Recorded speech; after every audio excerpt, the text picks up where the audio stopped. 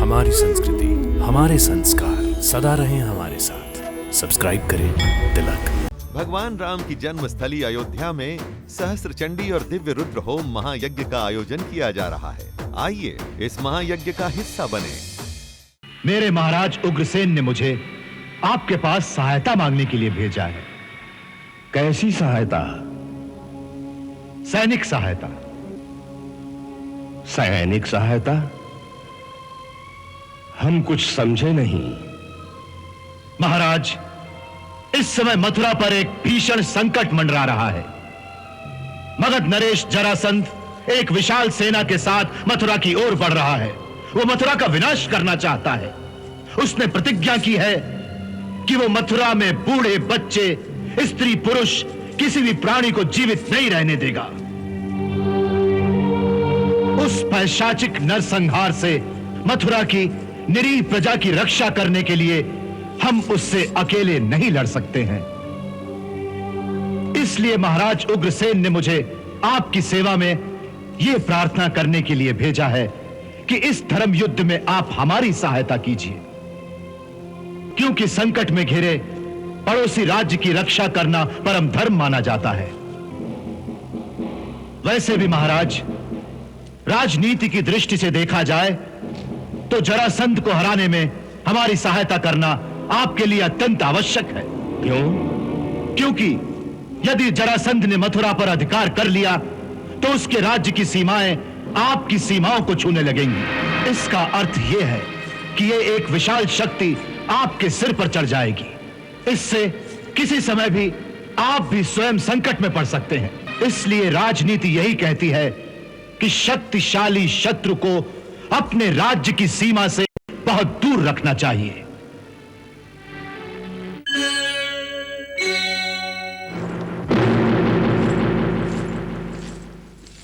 मैं कौरवपति महाराज धृतराष्ट्र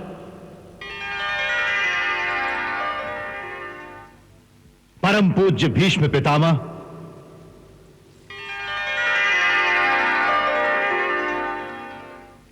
मंत्री महात्मा विदुर,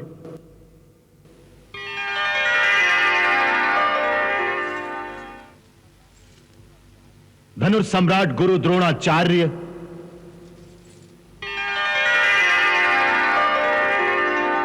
श्रद्धेय गुरु कृपाचार्य और कौरव नरेश के अन्य मंत्रियों, सेना नायकों और समस्त सभासदों से प्रार्थना करता हूं कि वो मेरे स्वामी मथुरा नरेश महाराज उग्रसेन की ओर से अभिवादन स्वीकार करें। अक्रूर जी, आपका इस सभा में स्वागत है। आसन ग्रहण करें। महाराज, इस अनुग्रह के लिए बहुत बहुत धन्यवाद, किंतु क्षमा करें महाराज, इस समय मैं आसन नहीं ग्रहण कर सकता। क्यों? क्योंकि महाराज, इस समय मैं आपसे कुछ मांगने आया हूं और मांगने वाला अपने दाता के सामने आसन पर नहीं बैठ सकता। हम आपकी वाक्पटुता से प्रसन्न हुए। कहिए, आपके यहां पधारने का क्या कारण है? महाराज, मैंने कहा ना कि मैं कुछ मांगने आया हूं। क्या मांगने आए हैं? सहायता।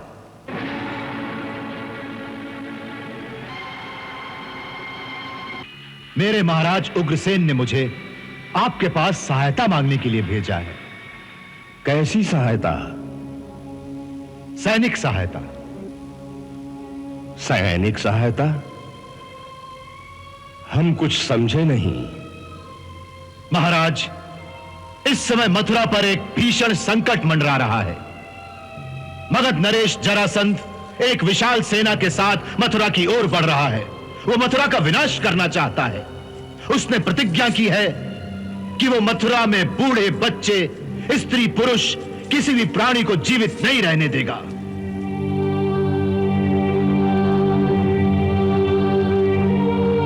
उस पैशाचिक नरसंहार से मथुरा की निरीह प्रजा की रक्षा करने के लिए हम उससे अकेले नहीं लड़ सकते हैं।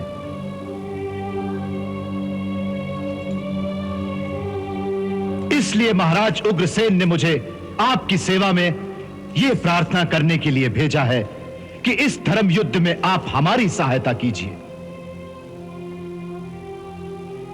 क्योंकि संकट में घिरे पड़ोसी राज्य की रक्षा करना परम धर्म माना जाता है।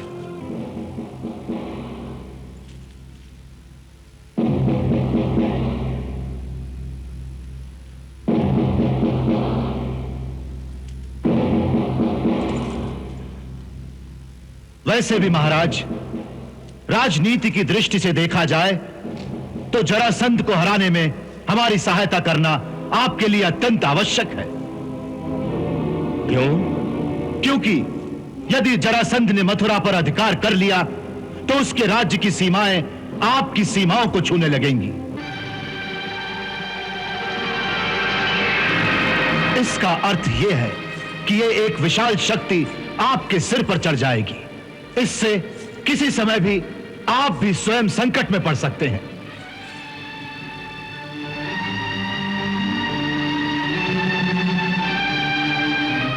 इसलिए राजनीति यही कहती है कि शक्तिशाली शत्रु को अपने राज्य की सीमा से बहुत दूर रखना चाहिए। महाराज, मुझे पूर्ण विश्वास है कि आपके परम बुद्धिमान मंत्रीगण और आपके परम तेजस्वी शूरवीर महारथी जो इस सभा में बैठे हैं, वो मेरी बात का अनुमोदन करेंगे। सेनापति अक्रूर, हम आपकी वाणी से प्रभावित हुए और परिस्थिति की गंभीरता को भी हम समझ गए हैं। इस विषय में सबसे पहले हम तातश्री का मत जानना चाहते हैं।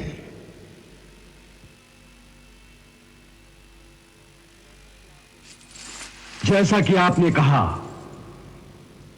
परिस्थिति सचमुच बहुत गंभीर है। हमारा एक पड़ोसी राज्य संकट में है। ऐसी अवस्था में है महाराज उग्रसेन ने जो सहायता की प्रार्थना की है, उस पर अवश्य विचार करना चाहिए। तातश्री बिल्कुल ठीक कहते हैं महाराज, अवश्य विचार करना चाहिए। यह विषय इतना गंभीर है कि इसके हर पहलू पर सोच विचार कर ही हमें कोई निर्णय लेना चाहिए। उचित विचार किए बिना हमें जल्दी में कोई निर्णय नहीं लेना चाहिए।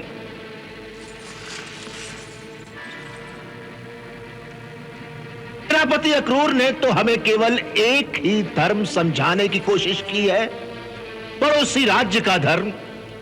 परंतु हमें तो यह भी देखना पड़ेगा कि हमारे और भी क्या धर्म हैं, जैसे आत्मरक्षा का धर्म।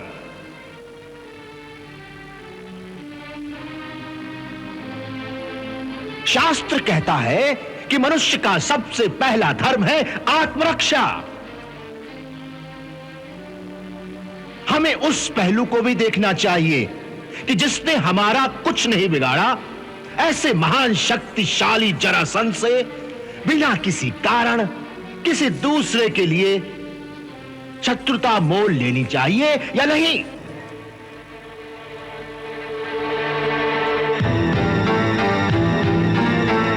महाराज, राजनीति तो यह भी कहती है कि शक्तिशाली से मित्रता रखो, मित्रता, इससे तुम्हारी भी शक्ति बढ़ेगी। हां,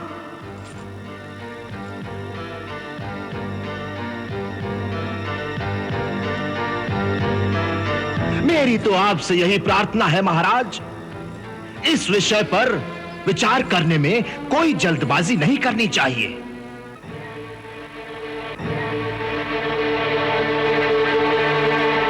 तातश्री ने जैसा कहा है उस पर अवश्य विचार करिए। हां,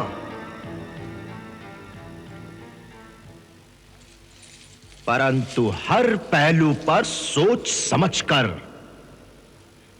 और उसके लिए आपको समय चाहिए महाराज, समय। हां,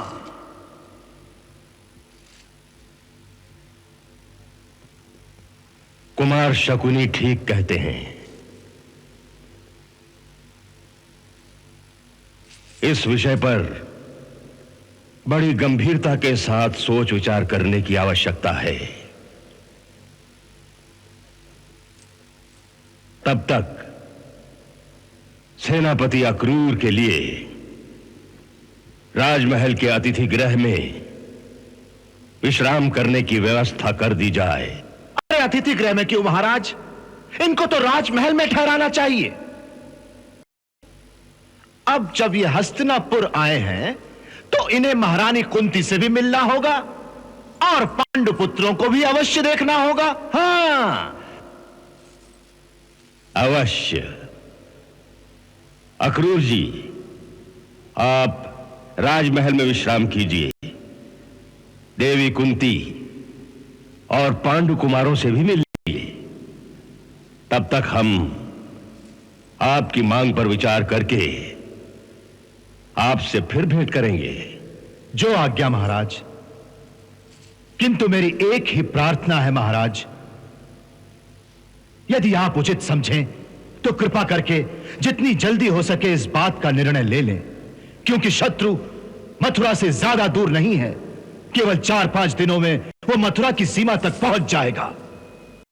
हमें इस परिस्थिति का पूरी तरह आभास है। आपको अनावश्यक प्रतीक्षा नहीं करनी पड़ेगी। बहुत बहुत धन्यवाद महाराज।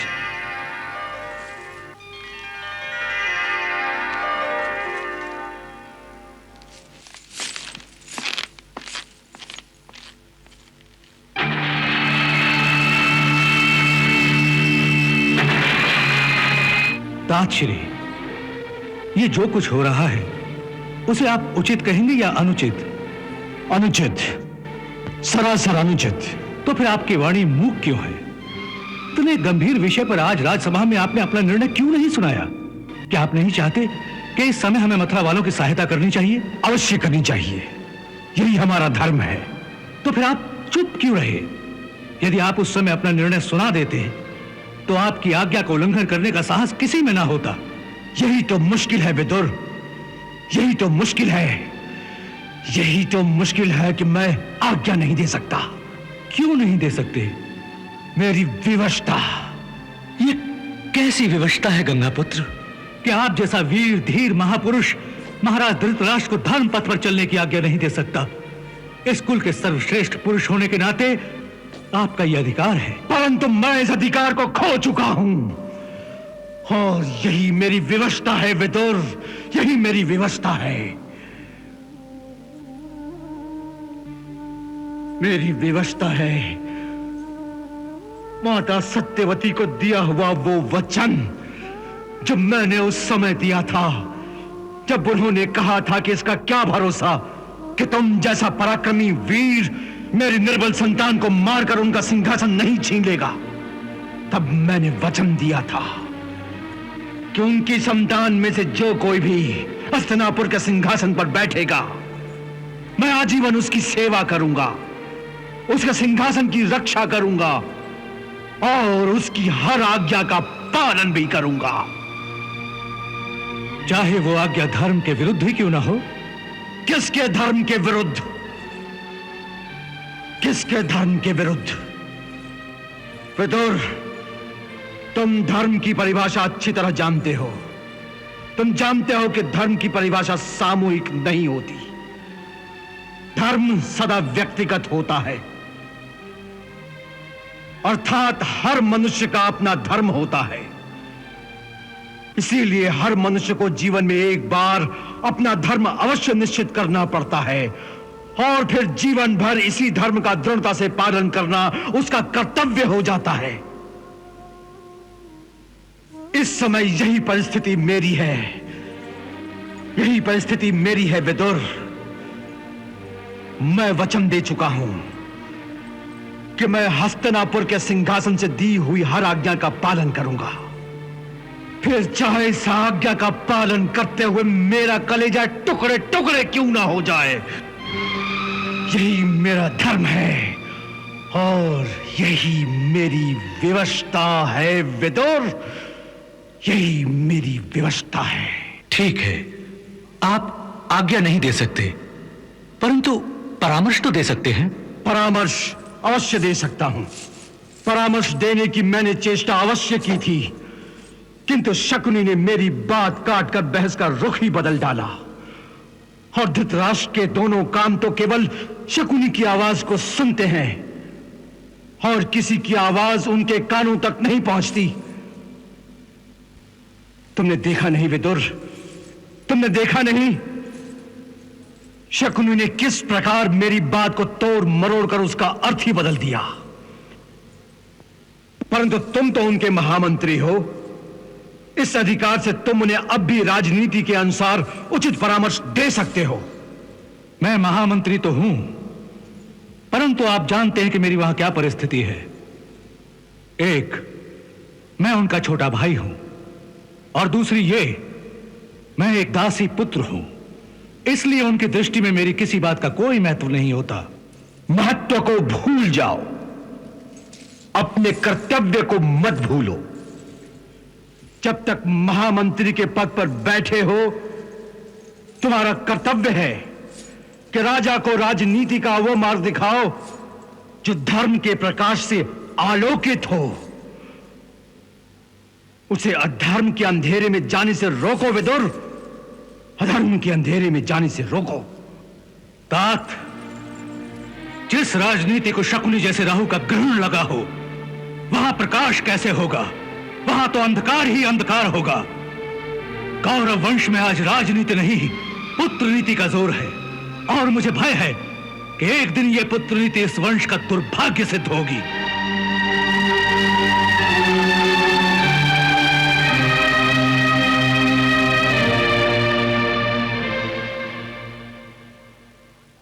जीजा श्री, जो बात मैं आपसे कह रहा हूं वो आपके हित में है। आप उस दासी पुत्र विदुर की बातों में मत आइए। जो राजनीति वो आपको सिखा रहा है वो कदाचित आपके हित में नहीं है। क्या यह हमारे हित में नहीं है कि जरासंध से टक्कर लेने में हमें मथुरा वालों की सहायता करनी चाहिए? क्योंकि यदि जरासंध ने मथुरा पर अधिकार कर लिया तो उसका हस्तिनापुर तक पहुंचना आसान हो जाएगा। नहीं शकुनी, नहीं। अक्रूर की बात में बहुत दम है कि एक शक्तिशाली शत्रु को हमेशा अपने राज्य की सीमा से दूर ही रखना चाहिए। उसकी बात में बहुत दम है जीजा श्री, बहुत दम है। परंतु जरासंध हमारा शत्रु है, ये आपने कैसे मान लिया? जीजा श्री, जो बात मैं आपसे कह रहा हूं शायद वो आपको ठीक ना लगे, परंतु मैं जो कह रहा हूं बहुत दूर की सोच कर कह रहा हूं। हां, अरे मैं तो उस दिन की सोच रहा हूं जिस दिन कौरव वंश के सारे राजकुमार बड़े हो जाएंगे। उस दिन ये प्रश्न अवश्य उठेगा कि आपके बाद इस राज्य का उत्तराधिकारी कौन होगा। तब आप किसे युवराज घोषित करेंगे जीजाश्री? किसे किसे युवराज घोषित करेंगे? अपने पुत्र दुर्योधन को या पांडुपुत्र युधिष्ठिर को? उस समय मथुरा के सारे यादव अपनी कुंती के पुत्रों का अधिकार मांगने के लिए आपके सामने खड़े हो जाएंगे। इसलिए मैं कहता हूं जीजाश्री कि जरासंध के हाथों मथुरा की शक्ति का नाश होता है तो हो जाने दीजिए, यह हमारे हित में है। ना बजेगा बांस और ना बजेगी बांसुरी। फिर देखेंगे कि कुंती किसके बलबूते पर आपसे अपने पुत्रों का अधिकार मांगती है। हाँ, प्रजा के बलबूते पर। प्रजा जानती है कि युधिष्ठिर दुर्योधन से बड़ा है। अरे यही तो दुर्भाग्य है गांधारी, यही दुर्भाग्य है। दुर्भाग्य तो है। मैंने भी बहुत चाहा था कि यदि नयनहीन होने के कारण मेरे पति को यह राज्य नहीं मिला तो कम से कम नई पीढ़ी का ज्येष्ठ राजकुमार मेरी कोख से जन्म ले। ताकि बड़ा होने के नाते इस राज्य पर उसका अधिकार माना जाए।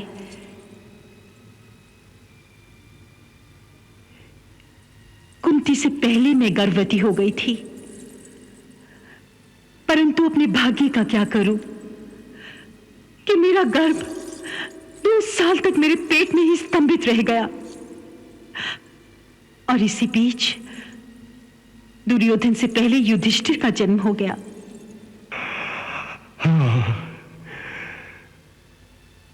सचमुच ये कितना बड़ा दुर्भाग्य है। सो जब भाग्य में ही नहीं लिखा है तो उसे चुपचाप सह लेना चाहिए। इसीलिए कहती हूं भैया कि दुर्भाग्य से लड़ने के लिए इन्हें अधर्म का मार्ग ना दिखाओ। अरे ये धर्म अधर्म की व्याख्या तुम कब से करने लगी गांधारी? तुम कब से करने लगी? दुर्भाग्य को चुपचाप सहना कायरों का धर्म है। राजनीति का धर्म तो यह है कि दुर्भाग्य के कारण को ही मिटा देना चाहिए। अर्थात आवश्यकता पड़ने पर पांडु पुत्रों को ही मिटा दिया जाएगा। नहीं, यह धर्म है, यह न्याय है, ये पाप है महाराज। मेरे अंतर में भी इस बात का दुख है कि मेरा पुत्र राजा नहीं बन सकता। मैं भी अपने दुर्योधन को राजा बनाना चाहती हूं भैया, परंतु उसके लिए धर्म का मार्ग नहीं अपना सकती, ना न्याय का सहारा ले सकती हूं। अरे कैसा अधर्म, कैसा अन्याय, कैसा पाप? महाराज, आप मेरी बात का उत्तर दीजिए कि राजा का ज्येष्ठ पुत्र ही राज्य का उत्तराधिकारी होता है या नहीं? अवश्य। तो इस समय हस्तिनापुर का राजा कौन है? हम हैं। परंतु ये राज्य आपके पास धरोहर के रूप में है। अरे धरोहर तब तक थी जब तक पांडु जीवित थे। महाराज, उनकी मृत्यु के बाद इस समय आप पूर्ण रूप से राजा हैं कि नहीं? हाँ, हैं। तो बस महाराज, बस। इस समय जो राजा उसी का पुत्र का अधिकारी। शकुनी, तुम्हारी युक्ति और बुद्धि दोनों सराहनीय है। वाह वाह। यदि तुम होगे तो मेरा बेटा दुर्योधन अवश्य यहां का युवराज बनेगा। अवश्य रहूंगा महाराज, अवश्य रहूंगा। मैं आपको वचन देता हूं कि जब तक अपने प्रिय भांजे दुर्योधन का रास्ता साफ न कर दूं, मैं अपने राज्य गांधार वापस नहीं जाऊंगा। परंतु प्रजा ना मानी तो वही राजनीति का धर्म कि कांटा ही उखाड़ दो, कांटा ही उखाड़ दो।